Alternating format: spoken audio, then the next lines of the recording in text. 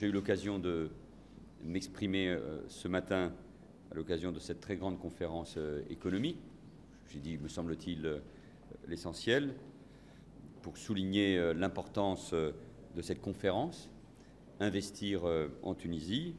Et je reprends à mon compte l'idée de cette start-up de la démocratie, et pour dire combien il est essentiel pour la France de soutenir la transition politique et économique de la Tunisie. Je l'ai évoqué aussi bien avec le chef du gouvernement qu'à l'instant avec le président de la République, et je le remercie évidemment de m'avoir reçu.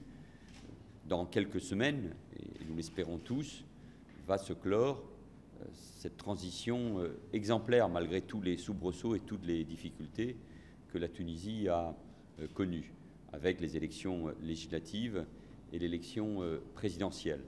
Et au fond, cela clôt une étape après l'adoption d'une constitution démocratique exemplaire et ouvre une autre étape qui doit être celle de la stabilité des institutions, de la stabilité politique et l'étape, bien sûr, du développement économique pour le peuple tunisien et plus particulièrement pour sa jeunesse. Et c'était l'occasion pour moi de souligner le soutien de la France. Vous le savez, le président de la République est venu 2 fois à l'occasion d'un voyage d'État et puis à l'occasion de la nouvelle Constitution. C'est mon premier déplacement comme Premier ministre hors l'Union européenne. Donc c'est un symbole aussi de la continuité, du soutien, de la volonté de la France de soutenir la Tunisie. La Tunisie est un modèle démocratique. Et cela, dans le monde tel que nous connaissons, avec les dangers, je pense bien sûr au terrorisme, et nous devons combattre ce terrorisme avec la plus grande détermination, et c'est ce que nous faisons avec de nombreux pays, dont la Tunisie, qui est confrontée à cette menace terroriste, qui en a éprouvé très directement les morsures depuis déjà de longs mois. Nous combattons le terrorisme, mais c'est un modèle de démocratie et qui doit pouvoir rayonner partout, pas uniquement dans le monde arabo-musulman, mais partout dans le monde. Et avec les risques de terrorisme, l'instabilité, ce qui se passe en Libye, voisine de la Tunisie, dont les liens sont forts, ce qui se passe bien sûr en Irak ou en Syrie, nous oblige à soutenir un modèle.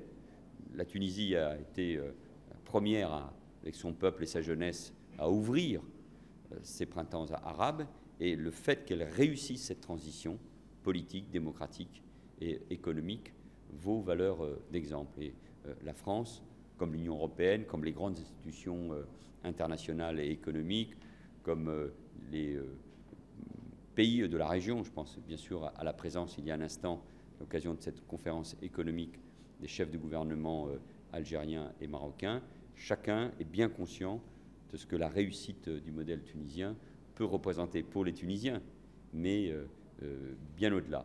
Je poursuis ma visite aujourd'hui, rencontre avec beaucoup de personnalités de ce qu'on appelle la société, de la société civile tunisienne, une visite dans un complexe industriel, des rencontres avec les chefs d'entreprise franco-tunisiens. Et je serai aussi évidemment encore pris par mes obligations à votre égard, les obligations à l'égard de la presse. Moi, je sens une grande confiance vis-à-vis de la Tunisie.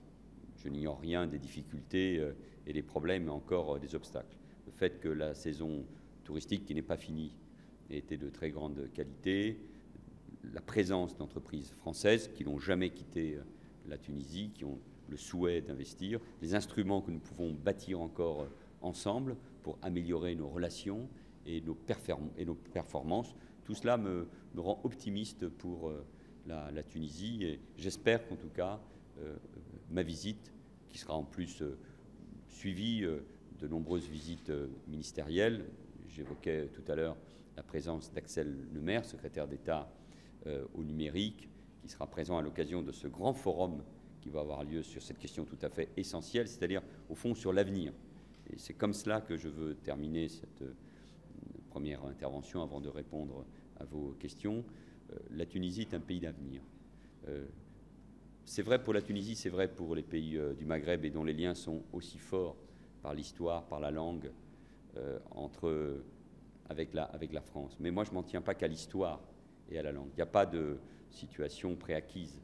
Les entreprises françaises comme la France ne doivent pas s'endormir sur leur laurier. Nous avons un atout majeur, c'est celui de la jeunesse tunisienne, de la jeunesse française, de la jeunesse franco-tunisienne, qui représente un atout pour nos deux pays, un pont entre nos deux pays, un pont entre les deux rives de la Méditerranée. L'Afrique est le grand continent d'avenir.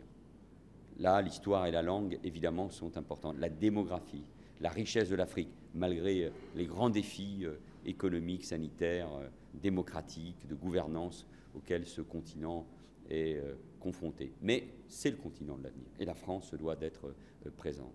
Et quand on a de telles relations amicales, économiques, politiques, on doit pleinement les exploiter et en regardant l'avenir. Et donc, non seulement la Tunisie est un modèle de transition démocratique, doit être un modèle de réussite économique, mais représente l'avenir par sa jeunesse. Et à travers cette jeunesse, à travers nos jeunesses, cette relation entre nos deux pays, cette relation entre nos deux continents, l'Afrique et l'Europe, cette relation entre les deux rives de la Méditerranée, nous pouvons la construire. Et je ne doute pas, de ce point de vue-là, que la Tunisie jouera un rôle tout à fait majeur.